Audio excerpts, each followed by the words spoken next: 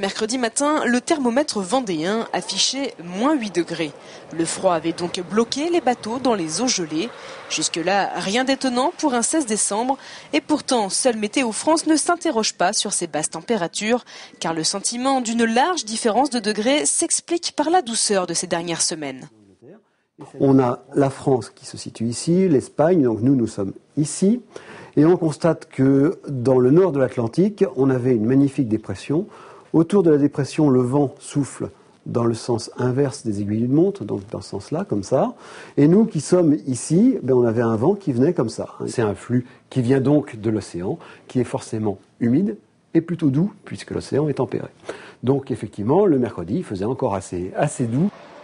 Et même si certains ont le sentiment d'une chute brutale des températures, celles-ci ont progressivement baissé depuis 7 jours.